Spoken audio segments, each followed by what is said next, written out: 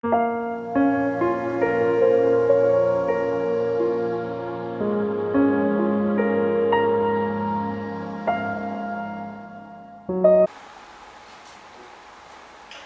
que je vous propose de regarder d'un peu plus près cet après-midi est davantage en lien avec la manifestation.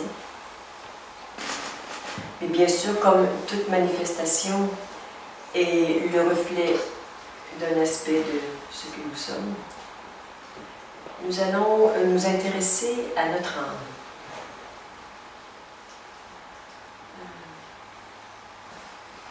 Bien sûr, chaque âme est individuelle et unique.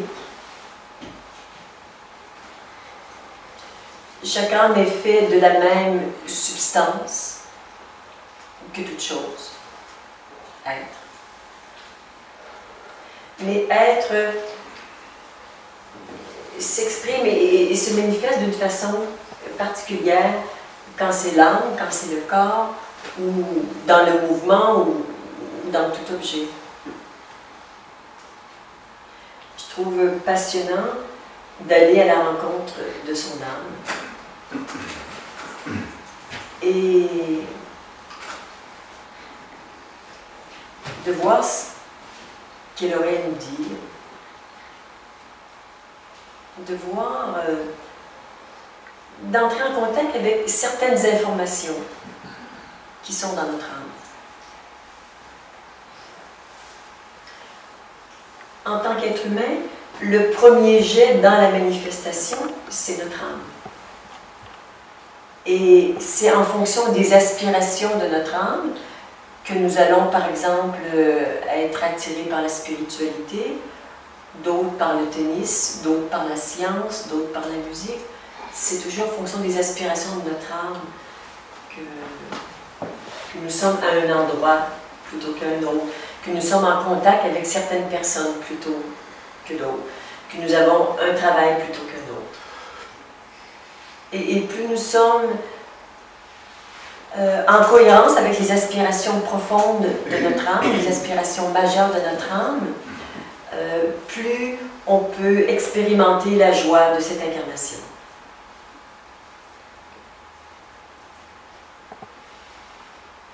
Si, à partir de l'être, toute chose s'équivaut, quand je suis dans l'espace de l'absolu, il est facile de reconnaître que je peux tout faire. À partir de mon essence, je peux absolument tout faire dans l'instant présent, qu'importe ce que c'est. Mais quand je suis incarnée, je vois bien qu'il y a une seule chose que je puisse faire. Et cette action, cette activité, elle est en lien direct avec les aspirations de mon âme.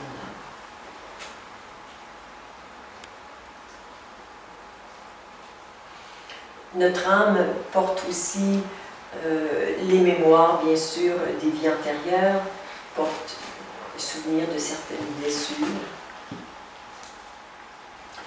porte aussi l'information à propos de ce que je pourrais appeler, entre guillemets, de notre évolution, c'est-à-dire de notre reconnaissance, de la reconnaissance de l'âme en tant que création divine. Est-ce que l'âme se reconnaît en tant que manifestation divine ou pas? Et puis on peut aller un peu plus loin et voir que si beaucoup de personnes ne reconnaissent pas avoir une âme, il y a même des personnes qui rejettent complètement leur âme. Et je dirais, réussissent à vivre avec une âme qui est complètement comme ficelée, ou bien une âme qui a carrément quitté le corps. Et on peut vivre cette incarnation sans son âme incarnée avec le corps. J'en ai fait l'expérience, c'est pas très confortable. Ça a duré 10 minutes.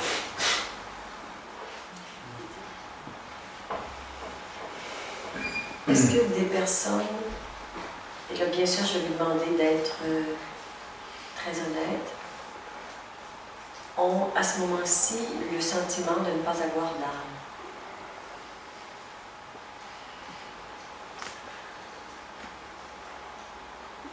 J'aimerais une définition de l'âme pour savoir. Chapitre 5 de Voyage au cœur de soi.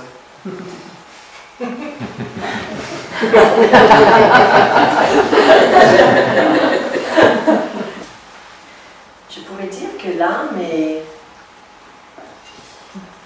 une espèce de tissu. Pour ne pas dire le tableau d'un grand maître,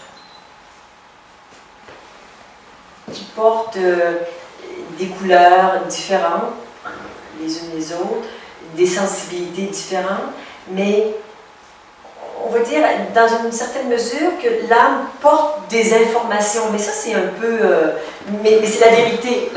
Ce que je peux dire de plus vrai, c'est qu'elle porte des informations. Après, ça c'est un peu rigide, un peu austère. On pourrait imaginer ces informations sous forme de couleurs pour en faire un tableau.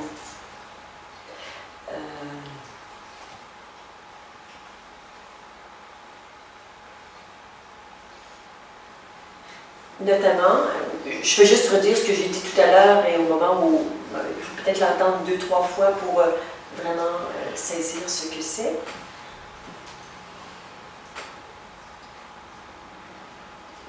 Ton âme a des aspirations majeures et des mineures. L'information à propos de tes dons, si tu as un don pour la guérison, pour les sciences, pour la communication, toi, ces informations sont des informations qui sont contenues dans ton âme. Ton âme porte aussi les mémoires des blessures anciennes. Ton âme porte aussi des caractéristiques qu'on va voir à travers ta personnalité. Notamment, il y a des personnes qui sont vives d'esprit, d'autres qui sont patients, d'autres qui sont attentionnés, d'autres qui sont curieux. Tu vois, c'est tout.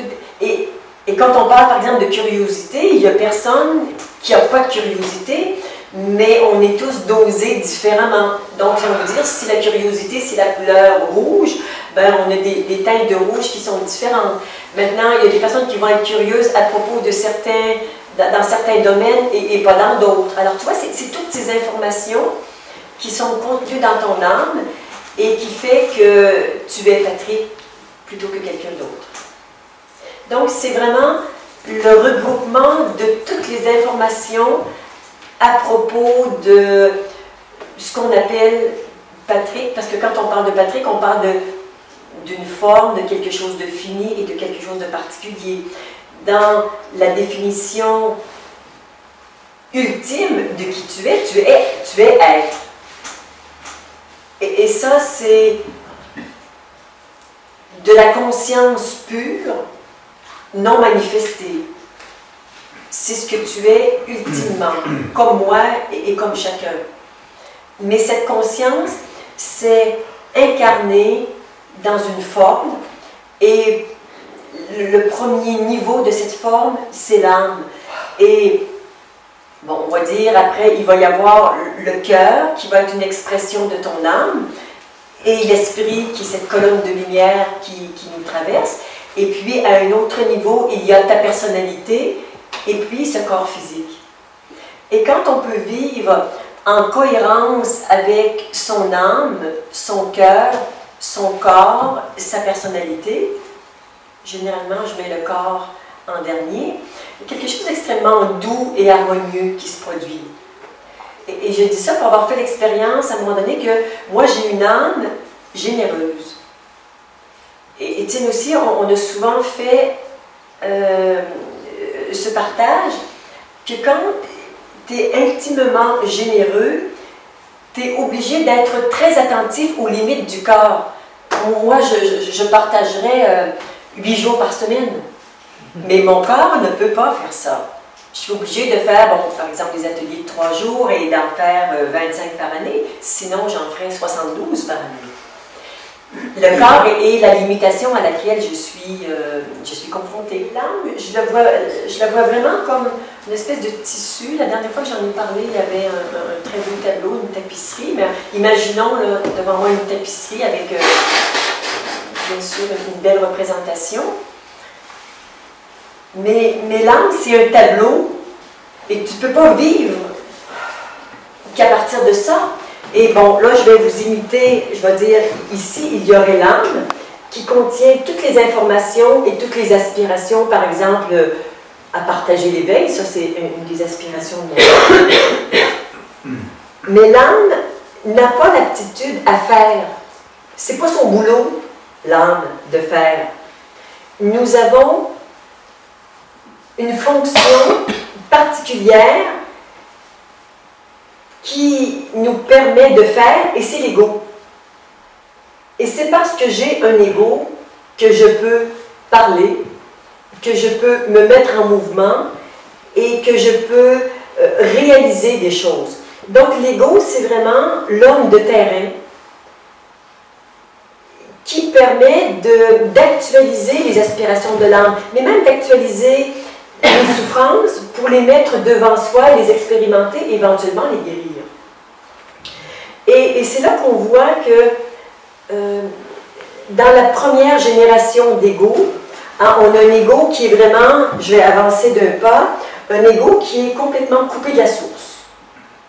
Lui, la source est derrière et il y a vraiment la séparation, il se vit dans la solitude et je vais m'arranger seul. Il est coupé de toutes les ressources infinies, illimitées auxquelles il pourrait avoir accès dans sa limitation. Alors, quand on se libère de cet enfermement de l'ego, c'est comme si on lâche le carcan et la transformation, c'est d'une part, l'espace s'ouvre et l'ego fait ceci comme geste, il se tourne vers son maître et il devient un serviteur, il devient un ego serviteur. Avec une autre particularité que l'ego se manifeste dans l'instant quand c'est utile et dès que il n'y a plus besoin, il se résorbe dans l'être. Et c'est intéressant, pendant l'écriture de Chemin d'éveil, ça m'a posé beaucoup de questions. Parce que même après l'éveil, ce que j'observais, parce que j'écrivais sur l'ego, et il me fallait comprendre comment ça fonctionne. Et je regardais, est-ce qu'il y a un ego? Non. Alors j'écrivais, après l'éveil, il n'y a plus d'ego. Et le temps que j'écrivais, j'observais ce qui se passait, mais je disais, mais il y a quelqu'un qui crie, je savais qu'il y avait un ego. Mais je me disais, mais ça se peut pas que j'aie un ego et que j'en ai pas en même temps. Et Dieu, que ça m'a pris du temps à comprendre ça. Et dans des moments où des aspects de l'ancien ego revenaient et que là, j'étais identifiée à des trucs, là, je disais, c'est comme l'ancien ego. Alors, pendant tout un temps, il y avait l'ancien ego, le nouveau et pas d'ego. Et je dis, mais qu'est-ce que c'est que cette histoire? Bon, alors j'ai posé des questions, mais des dizaines ou des centaines de fois. Je me suis référée notamment auprès de Ramana Maharshi, de Ramakrishna, qui confirme bien que, bien sûr, même après l'éveil, il y a un ego, mais c'est un nouvel ego. Et tant que nous sommes en action, nous avons besoin d'un ego. Dès l'instant où je suis en silence, toc, il n'y a plus d'ego. Et je parle, l'ego sort, il sort. Et c'est vraiment toujours dans l'instant. Alors que l'ancien ego reste cristallisé, bien formé comme là. Voilà. Alors, il y a l'être l'esprit, cette colonne de lumière, l'âme, hein, qui porte les informations, et l'ego qui se met en mouvement. C'est comme si l'ego, c'est vraiment un prolongement de l'âme. Donc, l'ego se met en action avec toutes les informations de l'âme. Et il expérimente, et quand il rentre à la maison, l'âme se transforme. On peut dire l'âme évolue, parce qu'une âme, ça évolue, une âme, ça a un commencement et ça a une fin, puisque c'est une manifestation. Le corps a une durée de vie, on va dire d'une vie terrestre, de peut-être 75 ou 80 ans. L'âme se réincarne à plusieurs reprises, et un jour, ça s'arrête. Ne me demandez pas combien de temps ça dure. J'en sais rien. Je sais que pour plusieurs d'entre nous, c'est la dernière incarnation terrestre. Et après, on verra si on se retrouve.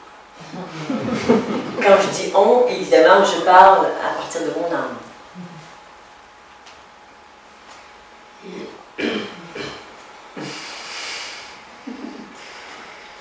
Quel jeu!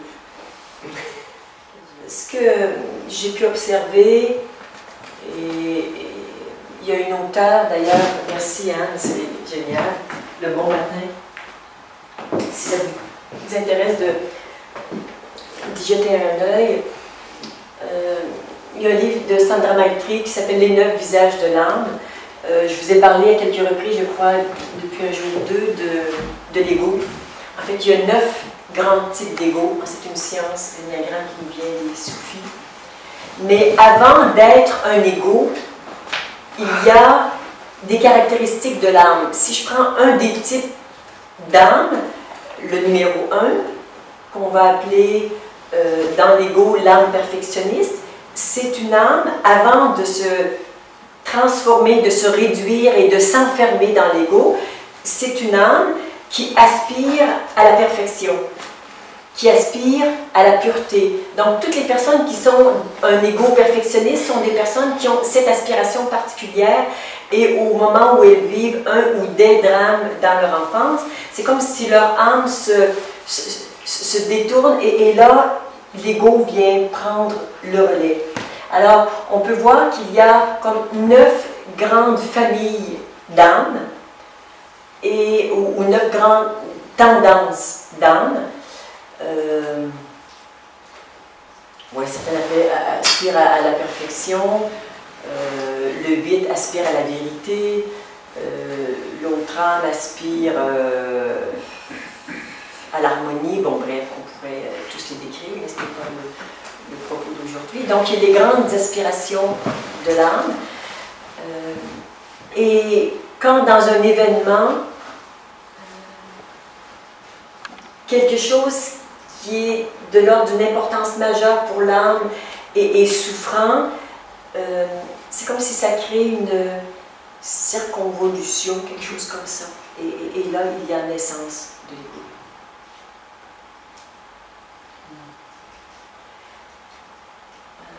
Donc, en lien avec les tendances de l'âme, il va y avoir déclinaison en plusieurs types de personnalités. Alors, s'il y a 9 grands types d'âmes, après, ça va se décliner en plusieurs personnalités. Sur la planète, il y a 5 ou 600 millions de chacun des 9 types d'âmes. Donc, on va dire que c'est la partie la plus visible de l'âme qu'on appelle la personnalité. Donc, c'est l'âme, mais avec tous les petits détails. C'est ça la personnalité. Et une personne qui vit l'éveil, qui vit dans la vérité de qui elle se reconnaît en tant que distincte d'abord du corps, de son âme. Je ne suis pas mon âme, mais je suis ce qui s'expérimente à travers une âme, notamment ici l'âme de Claudette, mais je peux aussi aller m'expérimenter, dire tiens, je vais aller quelques minutes m'expérimenter à travers l'âme de Paul, et c'est tout à fait possible. Parce que je suis rien, je peux expérimenter toute chose. Est-ce que l'âme peut avoir une aspiration pour dépasser peut avoir, oui, une aspiration à un moment donné avec la violence pour peut-être la dépasser? Le simple fait d'avoir été victime de violence indique qu'il y a chez toi des marques de cette violence. Tu ne peux pas faire autrement que de prendre entièrement responsabilité pour cette violence qui vit en toi. Et si tu ne le fais pas, tu vas rester blessé de cette violence et tu vas la porter toute ta vie et tu vas la porter de façon plutôt désagréable pendant peut-être 75 ans. Elle est chez toi maintenant. Tu ne peux pas faire autrement que de t'en occuper. Pendant un certain temps, le premier réflexe, c'est de dire que c'est la faute de l'autre, que j'y suis pour rien. Et quand on a fini d'accuser ou de culpabiliser les autres, on se dit, bon, ben ça ne m'amène aucun soulagement. Maintenant, je suis blessée. Est-ce que je peux faire quelque chose pour ma propre guérison? Donc, en ce sens, tu es totalement responsable de ce que tu vis, de ce que tu portes. À un autre niveau, ça arrive dans ton espace. Pourquoi est-ce que tu as été victime de ça? La vie, qui est tout à fait impersonnelle, implique que tu vives ça. Ça n'a pas été voulu de façon personnelle. La vie est totalement impersonnelle. Et quand elle s'incarne, elle n'est qu'un jeu d'interrelation à l'intérieur de ce que j'appellerais la grande comédie divine. Et ce que je suis aujourd'hui est intimement lié à la soirée que j'ai passée hier, à la journée que j'ai passée, à la semaine dernière que j'ai vécue avec telle ou telle personne, puis là je peux reculer pendant des années, toutes les personnes que j'ai rencontrées, le travail que j'ai fait, etc. Qu'est-ce que j'ai choisi là-dedans? Je ne suis que le résultat d'un ensemble d'interactions. Et parce que vous avez fait ce stage pendant ces 3 jours, vous allez être exactement ce que vous allez être demain.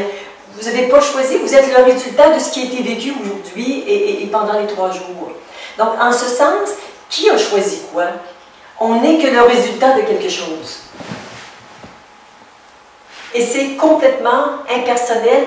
Il n'y a personne qui choisit quoi que ce soit parce que nous sommes incarnés dans un monde régi par la loi de cause à effet. Et chaque cause produit des effets et chaque effet devient une cause qui produit des effets et ainsi de suite.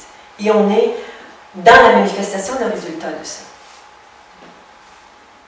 Alors, d'avoir eu un père violent ou d'avoir croisé un homme ivre dans sa voiture qui te percute et qui fait que tu vas passer 6 mois à l'hôpital,